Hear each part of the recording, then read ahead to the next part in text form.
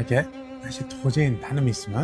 Manman xo'jayini, nima xizmat? O'zingiz bo'lgani yaxshi bo'ldi. Ertaga onamni shukrona kunlari edi. Pulim kamroq edi. Ertaga onam yonida uyalib qolmay, ozgina yetmagani bo'lsa ishlab bersam yoki pasportini tashlab ketsam, keyin qilib bersam bo'ladimi? Bo'ldi, aka. Kelavering, ertaga Xudo xolasa.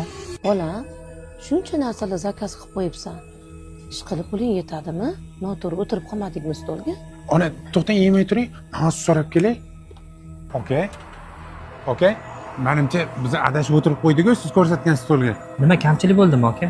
Yo'q, kamchilik emasda ko'p narsa zakaz qilingan ekan. Men uni bir oy ham ishlab qutula olmasam kerak. Aka, onaxon bilan bemalol o'tiring. Siz baxtli odamsiz. Menga armon o'qimagan. Sani ochayotgan joyingga man ahvolda borishga ko'zim yetmayapti bolam. Men seni hamisha duo qilaman. Umrimni oxirigacha duodaman bolam. Men borolmasam kerak, borolmasam xafa bo'lmaysan bolam. Onajon, unaqa demang. Hali tuzalib ketib, o'zingiz borib duolar qilib berasiz inshaalloh. Aka, shu restoran ochilishiga onam olib kelaman dedim. Ulgurmadilar. Bitta haqlarga duo qilib qo'yinglar onamni. Qarang, shu stoldan hech qanaqa pul olmanglar, qo'shimcha yana nima kerak bo'lgan bo'lsa, restoran nomidan qilib beringlar, xo'p? Bo'ldi, xo'p, bo'ladi.